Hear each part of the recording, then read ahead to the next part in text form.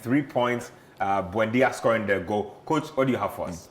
Look, I don't know, but it's becoming a worry if you're an Arsenal fan. We've seen them in this situation in previous seasons. Yeah. They take the lead, they fumble the lead, and they are unable to recover. I don't know. Somebody say the new name of Arteta now is Arteta. Arteta. I was like, no, don't do that. Arteta won't bottle the league. Don't do this. He can't bottle it because if he bottles it, some of us we are in big trouble. Because don't forget, I predicted Arsenal that they are winning the the league. title. Yeah? But look, the manner in which they considered this first goal was shocking to me. And as I wrote this, I was asking myself, at that time, were they tired? It was still shocking to me. If you roll this, let me just stop this here again. Look at the pressing here. Look at the gap between the closest Arsenal player and the guy who eventually whacked in the cross or whipped in the cross into the box. That is close to 20 yards. It's still huge a gap. The Arsenal I know will be pressing that ball. They will be pressing that ball. They cannot look and shockingly, it is in the half. And Arsenal is not a low block team. They are at least a high pressing team or a medium pressing team. In recent, we saw them against Chelsea, we saw them against Man City. We see them. They are a high pressing team. They press, and the press is properly coordinated. We saw them against Bayern Munich. They restricted Bayern Munich. The only time Bayern Munich decided to do something different was when Bayern Munich caught them unaware. And Bayern Munich needed to be perfect in that delivery. 3 passes, long, tap, and Arsenal couldn't respond. So if you look at that and you cast your mind back to how well they have played, as to how this was the gap given to Villa, shocking to me. So when you roll this again, you see, they kept backing off. And again, Eze went to sleep. Maybe I think the flick on header. The flick on complete, but he knew. Wrong-footed him. But he knew Matthew Cash was there. He knew. And this has to do with the awareness of him. Is that the sort of area you want to have? Is it? No. But I think tactically, if you look at the way Mikel Arteta had set up his team, once he started the game with Odegaard and Eze, it means Eze had to shift to the left.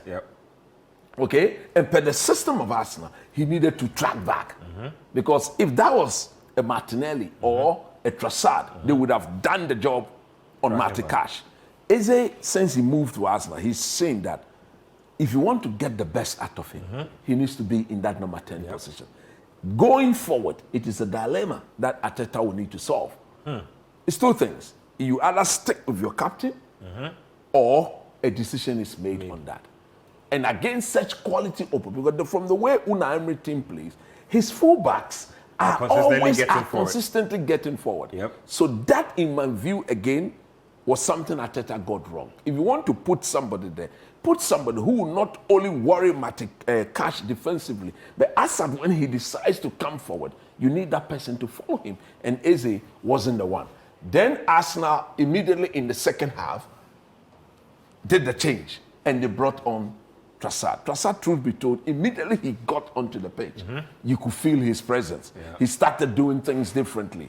He started pushing. He started driving on, and he started making the Aston Villa goalkeeper, the Argentine international, to do a bit more work. Something that we hardly saw of him in that first half. So when you roll this is the Arsenal goal.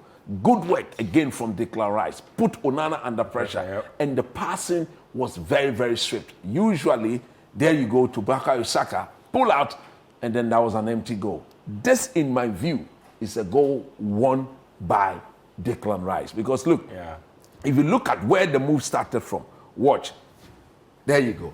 He needed to put that pressure on Onana. Onana is a big lad. Very, very big lad. See how much he forces him to stretch. To hold on to the ball. Because Declan Rice had read the situation. Look at it. Once he prevented Onana from having total control. Look at the immediate Aston Villa player. This is an Arsenal player. Let me take this back here. This is an Arsenal player. So look at the surrounding there.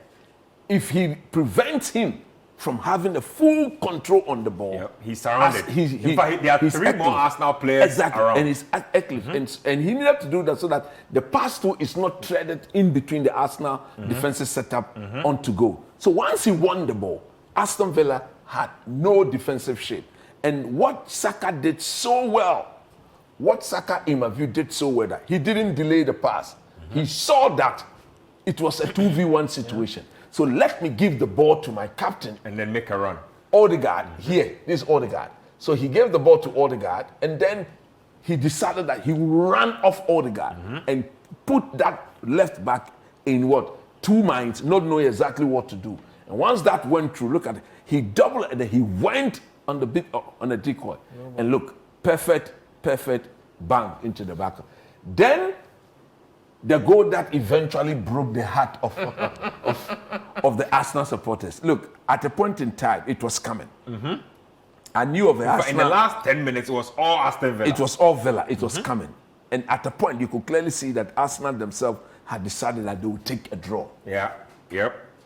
I thought that was what it was. They were playing for now. They decided that, a 1-1 is fine. And I'm sure that came from the bench. That came from Mikel Arteta. That, look, let's keep it tight in this. Because they were on the defending. The Arsenal I know will not balloon the ball when they are defending. Nope. They will take charge. If you look at the sequence that led to the goal, these were moments they had to calm down and then deal with the situation. Yeah. But they didn't do that. Let me allow this to roll completely for you to see. So wow, that was good. You see here, so you see, the ball that was the first error. Yeah. And then the ball went back there to Daniel Malen. It got recycled.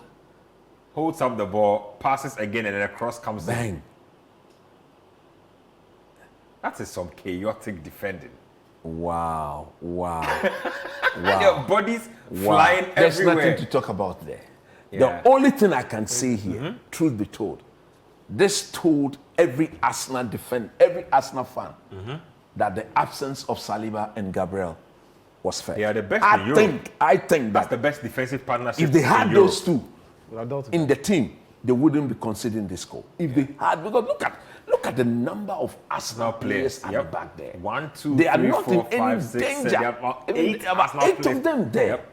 In this mix. And look at the Villa players. You see, if Saliba and Gabriel were in this game, I think Arsenal don't lose. They don't concede that goal. And the lack of leadership. You see, when you are playing players who have not played together, we saw the 2 guys played against Chelsea. Yeah. That was their very first outing. Exactly. And even that. They played Hincapié and Mosquera. Exactly. Even that, there were issues. I think the earlier Saliba and Gabriel comes back, the better for us. To continue with this charge, this title charge, the better for them. 2 points now. 2 points now. 2 points. Manchester City have literally closed. It's good. It's now. Yeah. If this There's was a lot more football to be tail end, I think they would have panicked.